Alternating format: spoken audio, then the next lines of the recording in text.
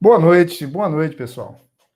Como eu cheguei a comentar, hoje nós vamos estar conversando sobre a jornada do herói.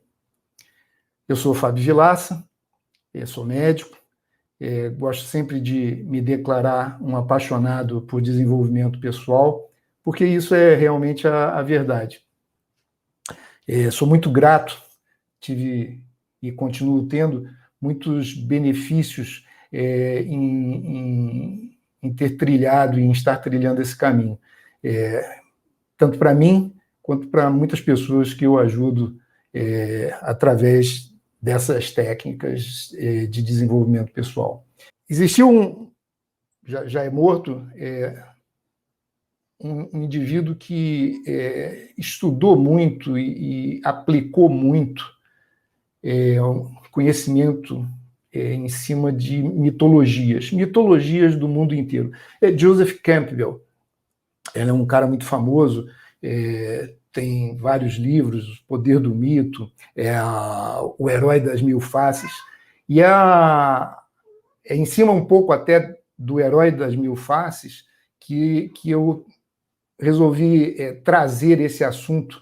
Por que Herói das Mil Faces? Porque ele faz uma analogia em vários lugares e em várias épocas de heróis como Buda, Jesus, Krishna, heróis reais, heróis mitológicos, não só, eu citei alguns no âmbito da religião, mas não só. E ele traça paralelos da vida pré-heróica desses personagens e da história de heroísmo que é associada a esses mesmos personagens. E esse tipo de narrativa cria exatamente uma das coisas que a gente vem falando muito, né? Porque o nosso tema central é sempre buscando melhorar os relacionamentos em geral entre as pessoas. Então, nós sempre, ao ver a narrativa da jornada do herói, a gente se identifica, a gente começa a perceber que, independente de local, de época, enfim, de qualquer outra circunstância, o padrão de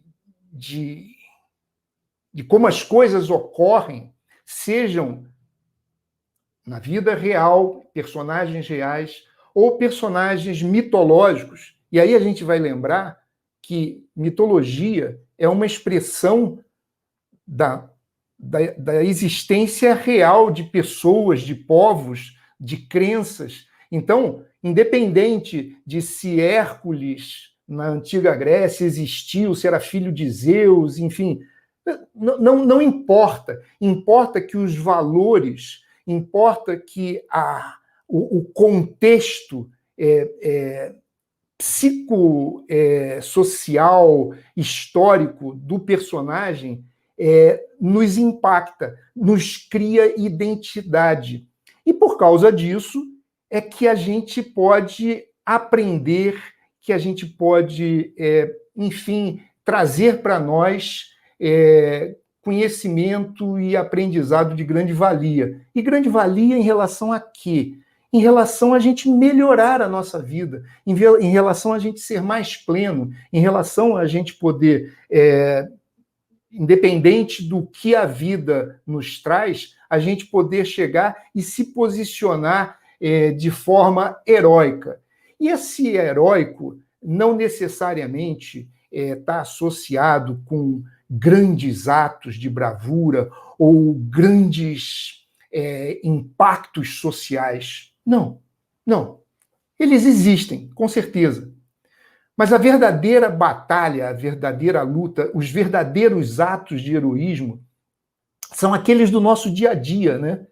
Cada um de nós, nas nossas vidas, no fluxo de buscarmos, né, a nossa sobrevivência, de sairmos para ir trabalhar, de cuidarmos da nossa família, enfim, e principalmente da nossa batalha interior, né, daquelas lutas internas que nós precisamos ganhar, que nós precisamos sobrepujar, para que então as coisas comecem realmente a seguir essa dinâmica de narrativa que o Campbell colocou. Só para lembrar e fazer uma associação, talvez alguns não reconheçam o nome de Joseph Campbell, mas todos nós sabemos e lembramos de Rei Leão, de Avatar, o Matrix e uma série de outros filmes. Por quê?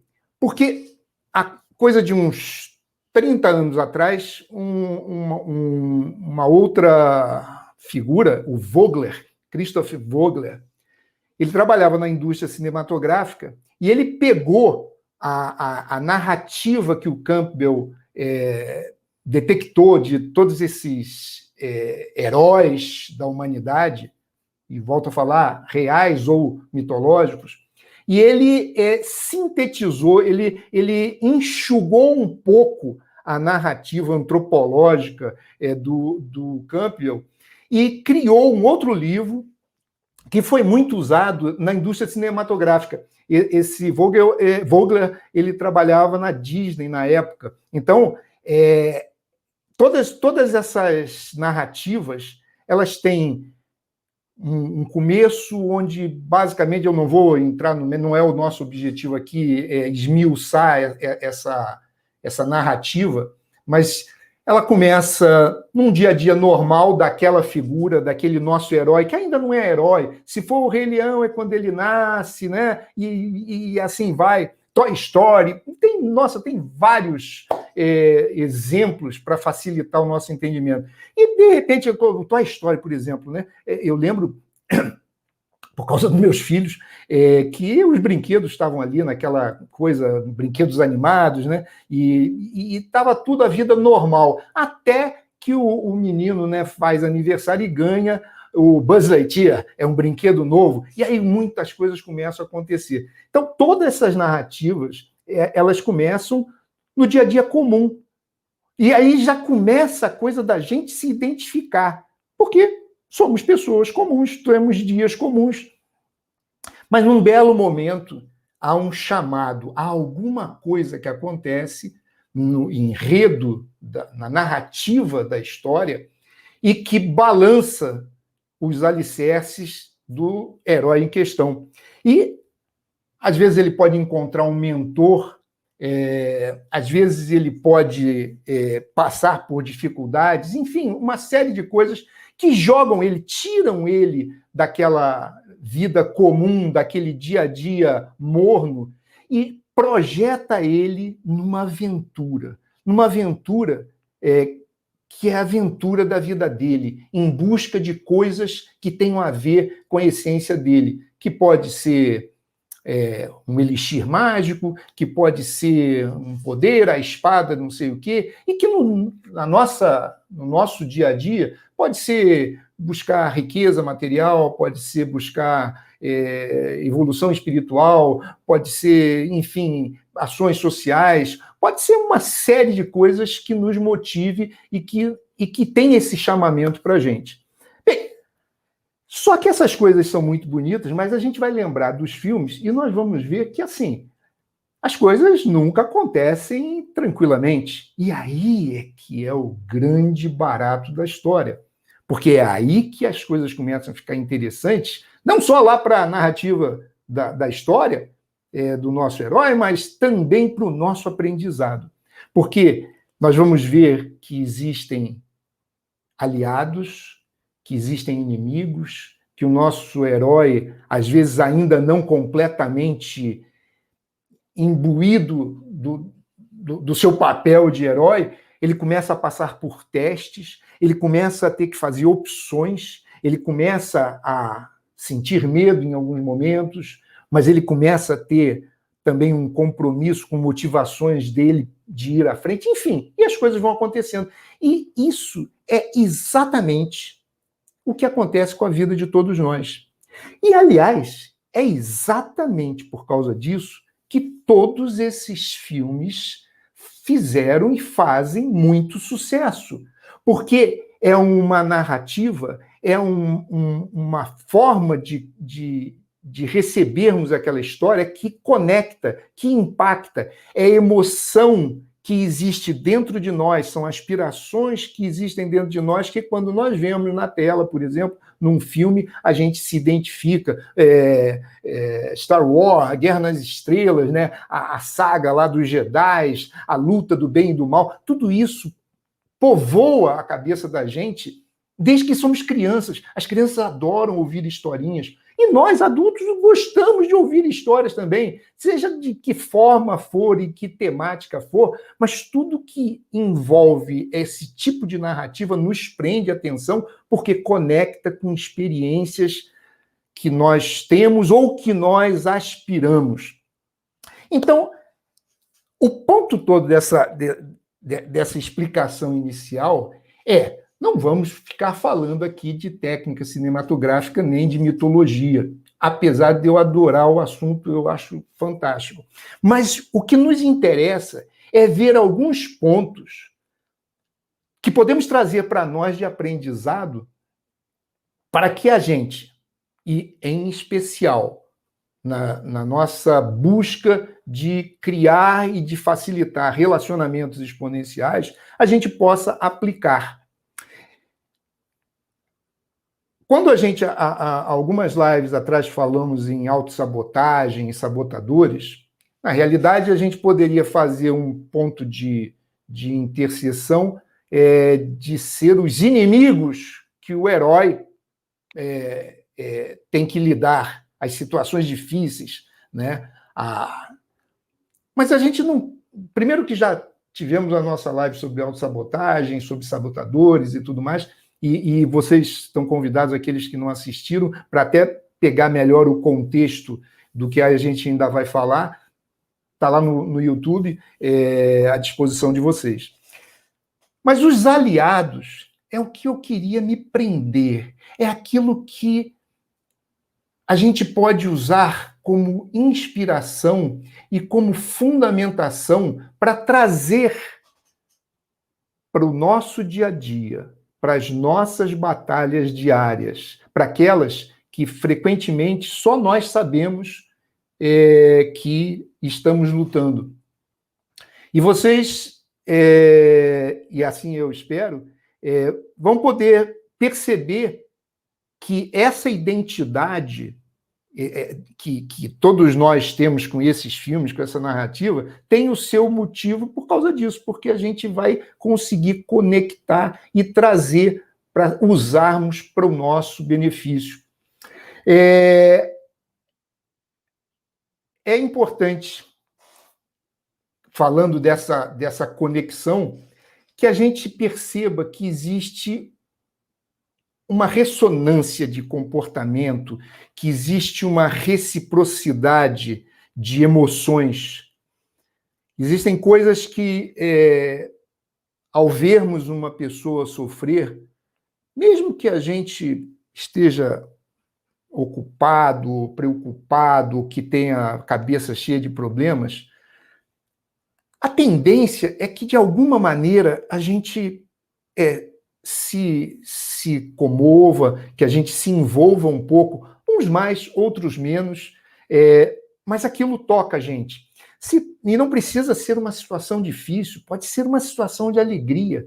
É muito difícil a gente olhar uma criança sorrindo espontaneamente para a gente, e mesmo que a gente seja mais carrancudo, é muito difícil que a gente não esboce um sorriso, que não acontece. Existe uma coisa, inclusive, não vamos entrar nisso agora, mas de neurônios espelhos, entende? De espelhamento de atitudes, de comportamento. Mas o fato existe essa ressonância. O ponto é reagir, ser reativo de forma emocional é um fato, mas nem sempre é o melhor que a gente pode fazer. Porque a reação, ela é muito rápida. Também, lá de passado, já falamos do cérebro reptiliano, é a coisa do fugir ou lutar. Então, na hora que a gente se sente acuado ou ameaçado, a resposta tem que ser muito rápida, a gente não tem muito tempo. Então, a gente é muito reativo, a gente reage. Mas nem sempre essa reação vai ser a melhor escolha que a gente poderia.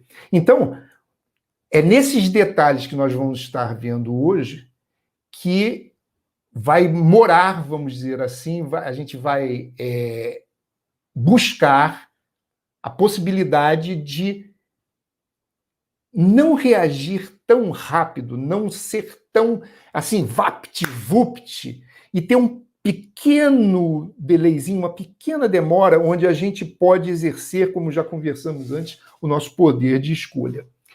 E aí, como eu estava falando, os nossos inimigos, aquelas coisas, os nossos pensamentos, as nossas crenças, os nossos hábitos, as coisas que a gente tem a tendência de reagir de forma automática e que não geram bons resultados, eles têm sempre um contraponto. Na natureza, tudo é assim. Nós temos o sol, nós temos o dia, né? Nós temos a noite, nós temos a maré alta, a maré baixa, nós temos as sombras, nós temos a luz. Todos nós. Isso não tem ninguém que não seja binário nesse sentido, né? Que seja complementar. O que a gente precisa fazer é saber colocar cada coisa no seu lugar para aquilo que a gente tem a intenção, para aquilo que a gente se propõe. O contraponto do que seriam esses pensamentos, esses hábitos que nos arrastam a ter atitudes e que, consequentemente, por ter atitudes, nos geram relacionamentos complicados e difíceis, são o que Shirzad Chamine, aquele autor que eu sigo muito, que eu estudo com ele ainda sobre inteligência positiva, ele faz o contraponto com o sábio. O sábio, na realidade, é só uma metáfora para esse lado mais positivo. Eu não gosto muito da coisa de positivo e negativo, mas, enfim, o nosso lado melhor, o lado que nós podemos, ao conseguir usar, ao nos prepararmos para potencializar esse lado, as nossas soluções, as nossas resoluções, as nossas condutas, os nossos comportamentos serão ou tenderão muito mais a serem melhores e a serem exponenciais. Esses dois tipos de comportamento, eles surgem de pensamentos, e pensamentos são um reflexo da nossa atividade cerebral. Já comentamos isso em outras lives. A gente consegue detectar através de ressonância magnética o momento onde determinada área do cérebro se torna mais iluminada na ressonância, em detrimento de outras, e estamos mais sobre a ação de sabotadores, estamos mais sobre a ação do modo sábio. E esse modo sábio, ele tem 5 poderes. Esses 5 poderes, eles se adaptam como luva para fazer essa associação que eu fiz entre a narrativa da jornada do herói e os 5 poderes do sábio da inteligência positiva. Vocês vão ver que eles se batem. E por que eles se batem? Porque tudo isso se refere e se reporta a nós, seres humanos. Então, o que podemos estar olhando uma determinada situação daqui, e daqui elas vão aparentar um pouquinho diferentes, mas elas são em si a mesma coisa. São os dois lados da moeda, né? É uma moeda só, tem uma cara e uma coroa, mas são os dois lados. Então, esses 5 poderes, eles são a empatia. Nós vamos ir um por um para exatamente podermos aprender e concluir algumas coisas. Mas são a empatia, o ato de explorar, de descobrir, de buscar, né, de desbravar, explorar nesse sentido. Da inovação, da navegação, como se navega escolhendo o caminho, olhando a bússola, a navegação, e a ativação. Então, esses são os 5 poderes do sábio. Então, vamos começar pela empatia. A empatia, ela é basicamente a capacidade que nós temos de... Isso que eu estava falando, né? Vemos uma pessoa triste porque aconteceu alguma coisa ruim com ela, ou vemos alguém muito alegre. Ou isso é aquela capacidade que a gente tem de sentir a emoção do outro. É aquilo que, inclusive, na narrativa dos filmes acontece. Eu não tenho nenhuma vergonha de dizer isso. Um marmanjo aqui entende frequentemente vendo um filme se emociona e chora, e, enfim, ou a gente ri numa comédia, aquilo passa, são emoções, são sentimentos que a gente se identifica e passa para a gente. Então, a empatia é essa capacidade que a gente tem, mas em especial da gente se colocar ou se predispor a ser solidário com alguém que está sofrendo, alguém que está com uma reserva emocional mais baixa. E essa capacidade, ela é muito importante para todo aquele que estiver com essa reserva emocional mais baixa.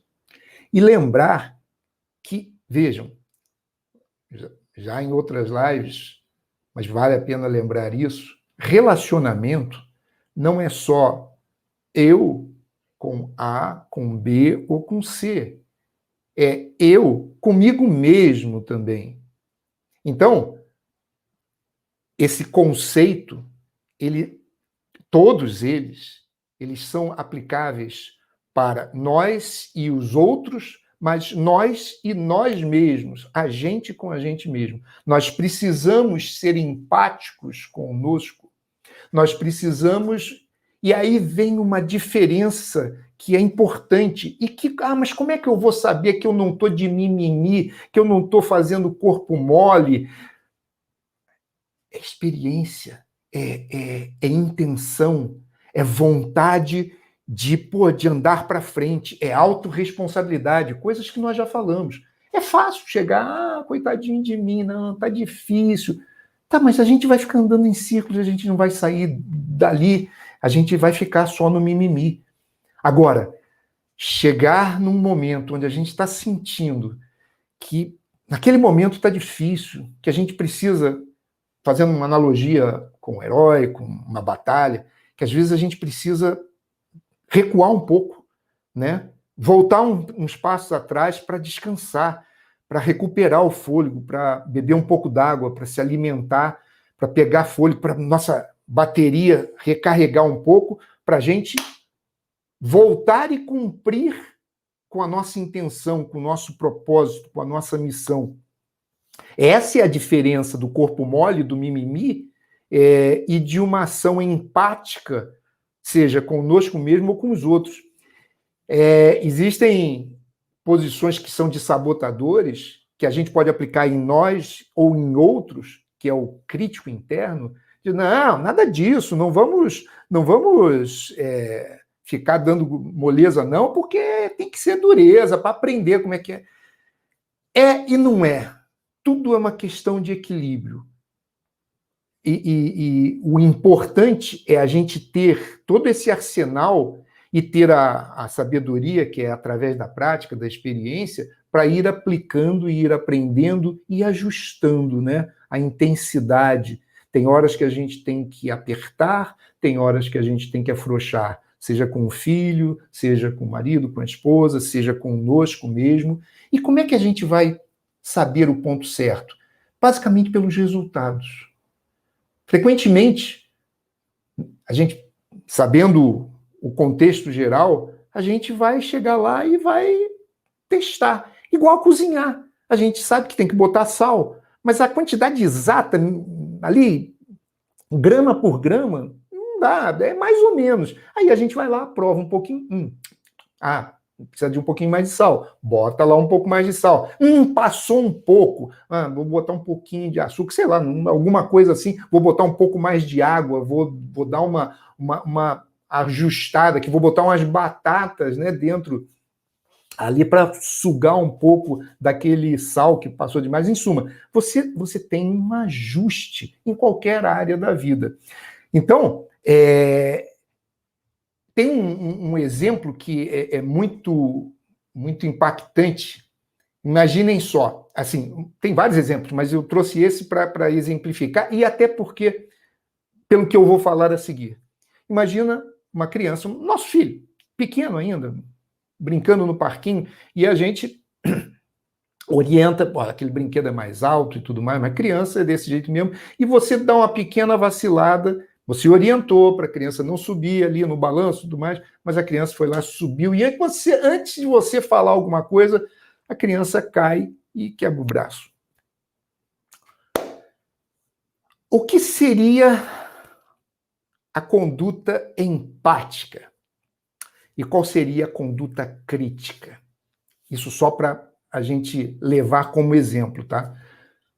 Obviamente que um pai, uma mãe não vai agir de forma empática com muito mais facilidade. Mas veja, nem sempre. A gente sabe que nem sempre, mesmo sendo pai, mesmo sendo mãe. Por quê? Porque nós temos hábitos, porque nós temos comportamentos, porque a gente tem reatividade. Eu mesmo, nossa, sou um exemplo vivo disso, que ainda sou e era um cara muito mais reativo, por mais amor que eu tivesse com meus filhos, frequentemente ia na reatividade de cara. Mas nesse exemplo, a ideia, é claro, é ir socorrer, é pegar, levar no médico, resolver. Depois, vamos ter que conversar. Olha, tá vendo? Aconteceu, eu falei, para a criança aprender, para a criança se inteirar e se proteger de uma próxima situação. A contrapartida seria já dar uma bronca. Eu falei, não sei o quê, bababá. Ou seja, é esse controle emocional que a gente pode ter e com essas atitudes ir depurando pouco a pouco, dia após dia, e conquistar relacionamentos melhores, compreensão maior, enfim, tudo de bom para todo mundo. E por que eu falei desse exemplo? Porque para que você possa ser empático com o filho, é muito mais fácil do que você ser empático, por exemplo, com alguém que bateu na traseira do seu carro, você parado no sinal. Essa é uma situação que você vai tender a ser reativo, com mais facilidade até, né? Então, e nem sempre é uma boa conduta. Não sabemos quem bateu no nosso carro, não sabemos o que o cara tem na cabeça, né? Enfim, não, é uma coisa que a gente, pensando antes, sem estar lá, né? Talvez fosse interessante eu ter uma estratégia, eu ter alguma coisa que me facilite quando alguma coisa do tipo, que não precisa ser isso, é só um exemplo, acontecer. Então, existe uma técnica, e eu gosto sempre de trazer alguma coisa que facilite para a gente buscar as coisas para o nosso dia a dia, esse conhecimento trazer para o nosso dia a dia. É você chegar e visualizar aquela pessoa que bateu no teu carro. É difícil, mas a gente treina e consegue. Eu já consegui isso. Imaginar aquele homem, aquela mulher, aquela pessoa, o motorista, enfim, pequeno, como se fosse uma criança de 5, 6 anos, porque ela já foi uma criança de 5, 6 anos, conforme nós também. Isso não é a única coisa, obviamente, que tem que ser feita. Existe todo um contexto. Mas quando você lembra disso que eu estou falando, não numa coisa assim, talvez tão súbita, mas em outras coisas mais leves,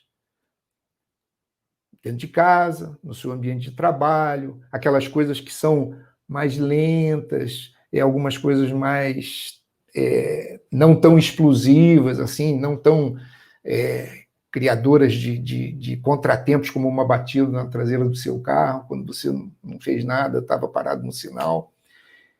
Tente aplicar isso. Quando a pessoa estiver te irritando, quando a pessoa estiver assim, você, nossa, isso está enchendo. Você procure ver aquela pessoa como que ela era quando era criança. Tenta imaginar assim. E como você agiria com uma criança? Você daria um esporro? Você seria mais grosso? Não sei. Talvez sim, talvez não. Mas você abre uma chance de repente, agir de uma forma um pouco mais tranquila. E o detalhe já falamos sobre isso, essa criança que nós já fomos, existe dentro de todos nós. De uma maneira ou de outra, ela está aqui. Nós podemos acessá-la. A gente primeiro precisa saber que ela continua existindo, que ela continua aqui e que, de uma maneira ou de outra, mais ou menos, nós podemos acessá-la. Mas isso é a empatia. Nós temos o poder da exploração, mas não no sentido da exploração, aí, que é um termo meio complicado, mas da curiosidade, de explorar, de descobrir. Mas tem que ser aquela descoberta como uma criança faz, como um animalzinho, como o meu gato aqui vive. Volta e meia vocês escutam um miadozinho aqui do Levi, que é o nosso gatinho, que você mudou a almofada de lugar, ele já percebe que tem alguma coisa diferente e ele vai lá para ver o que é, né? Então, mas isso é importante, sim, isso é muito importante, porque quando a gente tem um problema ou uma situação assim que a gente não consegue resolver, que não está muito fácil da gente propor uma solução ou encontrar um caminho, talvez seja o momento da gente explorar a situação, da gente olhar a coisa com mais detalhe, da gente procurar se aperceber do que realmente está acontecendo, com a intenção de ver. Mas e aí é uma coisa assim muito importante. Não todos nós, ainda mais em relacionamentos e ainda mais em relacionamentos difíceis, se ele está difícil, pode ter sido espontaneamente, pode, mas mais das vezes aquilo foi não crescendo, né? Aquilo foi acontecendo, foram pequenas coisas ou algumas coisas que foram se somando, que não foram sendo resolvidas, então a gente chega numa situação de um problema um pouco maior. Nessa hora, a gente tem já algumas coisas sedimentadas de opiniões, de maneiras de ver o que aconteceu até aquele momento em que a gente está vivendo, e a outra pessoa também. Então, se a gente, ao explorar possibilidades, como é que eu vou resolver isso? Que chance que eu tenho de dar um jeito nisso? Se eu não chegar e, de alguma maneira, eu não me tocar, que eu preciso ter muito cuidado de não querer ficar vendo mais do mesmo. O nosso cérebro tem isso. A gente foca naquilo que a gente está atento, aquilo que a gente vive. Se você compra um carro X vermelho, um carro qualquer aí, um Corolla vermelho, você vai começar a ver Corolla vermelha em tudo quanto é canto. E não aumentou o número de Corollas vermelhos, entende? Apenas a nossa atenção, porque nós estamos com interesse de comprar um Corolla vermelho, ou porque nós compramos um Corolla vermelho, de repente a gente vai começar a ver, no meio de tantas coisas que a gente vê e não presta atenção, a gente vê. Então, a gente tem a tendência, ao explorar relacionamentos, a tentar entender, buscar soluções, a gente tem a tendência de ficar preso naquelas coisas que já estão mais sedimentadas, mais enraizadas. E aí não vai render. Então, esse lado, esse poder do sábio é exatamente você abrir mão. E não é ser santo ou esquecer ou nada disso, é uma técnica. Porque se você tem a intenção, se você deseja, se você compreende que vale a pena buscar uma solução, então vamos fazer o quê? Vamos pegar 3 minutinhos, que seja, 2 minutinhos, e vamos olhar aquilo como se fosse um antropólogo lá, limpando ali alguma escavação, que não sabe bem o que vai encontrar, ele não está tendencioso a ver o que é que vai aparecer ali quando ele começa a desencavar, a desenterrar alguma coisinha, ele não sabe bem, ele fica só atento e buscando e olhando. E, de repente, coisas aparecem que a gente, focado na visão problemática que a gente não conseguia ver. É claro que isso é um relacionamento, é claro que, né, o ideal é que ambas as partes, ou várias partes, quando é uma coisa de um grupo maior de pessoas, que as pessoas possam ter comportamentos similares, mas a gente não é responsável pelo que os outros fazem ou deixam de fazer. É como, né, já comentamos, que a gente possa ser no mundo a diferença que a gente quer nesse mundo. Então, cabe a gente fazer a nossa parte e o resto, vamos ver o que acontece. Então, esse é o poder do explorar sem, naquele momento, ficar ruminando o que já foi ruminado até aquele presente momento.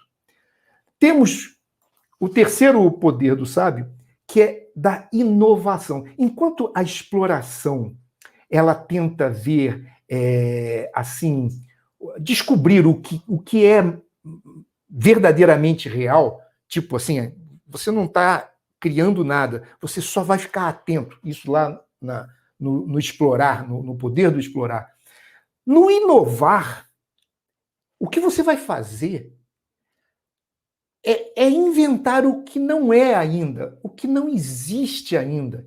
É como que você trazer o que não tem forma, o que não está existindo ainda e fazer existir. Ou seja, um processo de criação, né? Você tem que gerar uma situação de criatividade, descobrir coisas. E tem um ditado que diz, né, que a mente que vê o problema não é a mente que vê a solução. Muito em cima dessa coisa que nós estávamos falando, da gente ficar preso às nossas crenças, às nossas opiniões, e às vezes a gente nem percebe que a gente está preso naquilo, mas a gente está. Então, a gente precisa fazer um esforço. É um treinamento. É igual a fazer ginástica. O músculo não cresce, ou a barriga não diminui, alguma coisa, se você não fizer um esforço, não tiver um esforço com intenção para uma determinada coisa. Então, a ideia é como que nós vamos inventar uma coisa?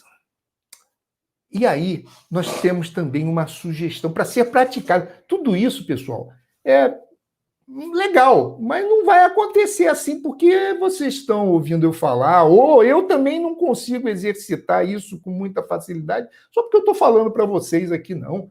Eu estudo, eu busco, eu pratico para me melhorar, para melhorar as minhas relações, enfim, e aos pouquinhos as coisas vão acontecendo. Mas como é que a gente pode fazer? A ideia para isso é uma técnica do Shirzad, é você focar em deixar os pensamentos, as coisas virem, sem julgar o que aparece. Pega uma situação qualquer. Você brigou com o seu chefe, ou o seu chefe brigou com você, e você não sabe o que faz, porque não sei o que, babá. Eu vou fazer isso, eu vou fazer aquilo. Se você começa, eu vou fazer isso, X coisa lá que você imaginou, e ao mesmo tempo que você pensou isso, você começa a ruminar, mas isso ele não vai gostar, porque vai bater naquilo e naquilo outro. Você entende? Você teve uma ideia, mas aí você começou a criticar aquela ideia com conjecturas, com opiniões, com julgamento. E não se trata de se o que você está julgando daquela ideia é válido ou não é, se está certo ou não. Não é isso que está em questão. Você parou o processo de criação.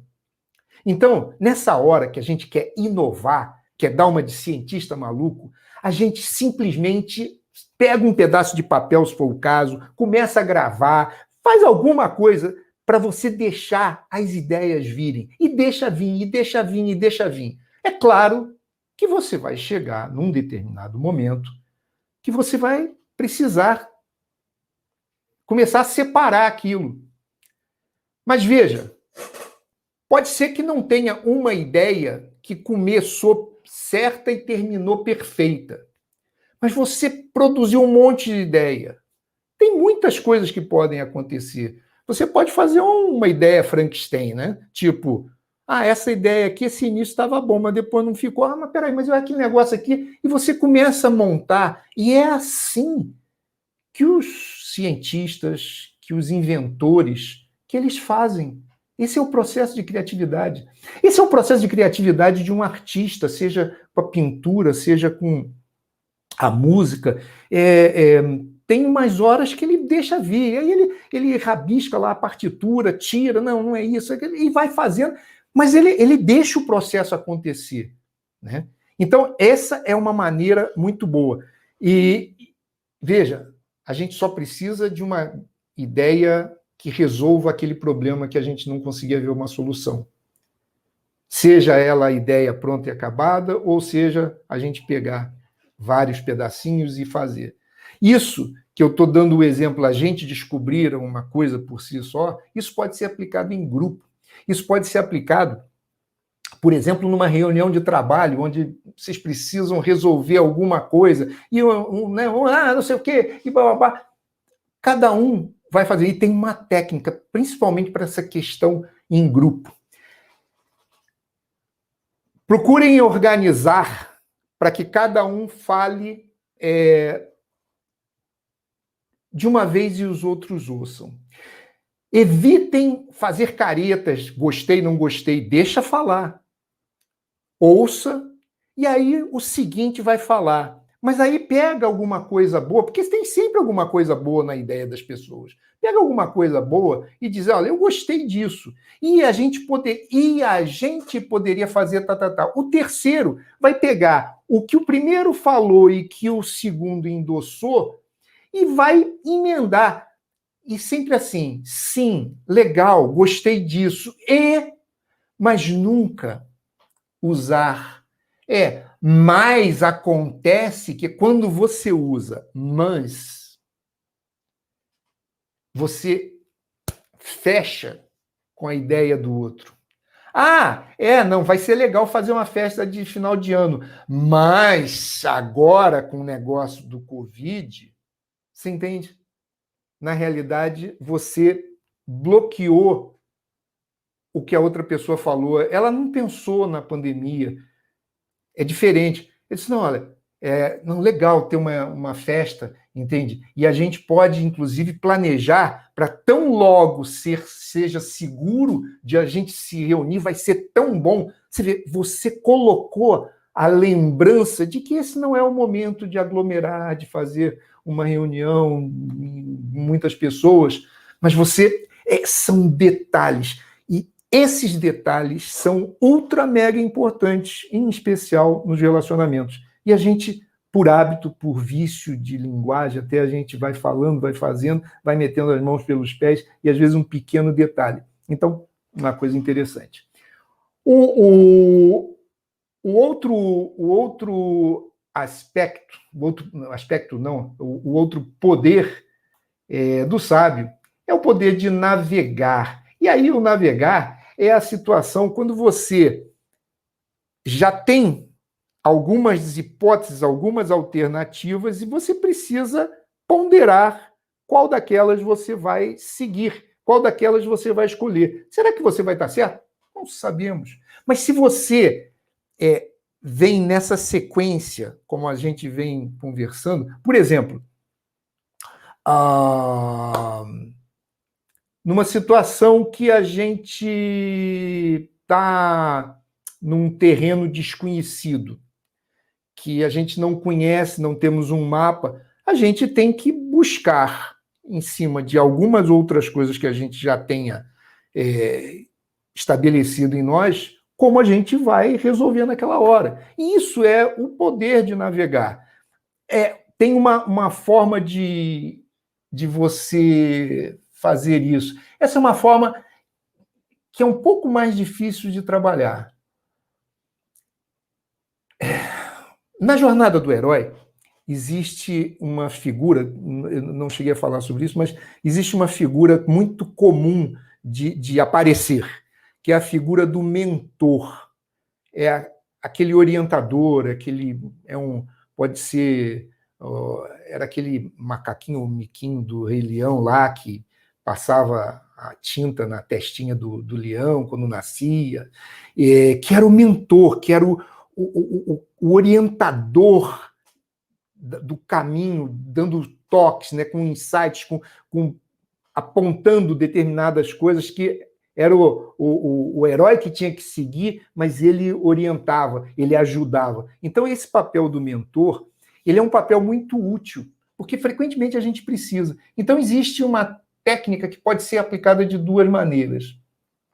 E é efetiva, se a gente entende, se a gente pratica. Uma é a gente imaginar a nós mesmos mais velhos, num momento em que a gente já atingiu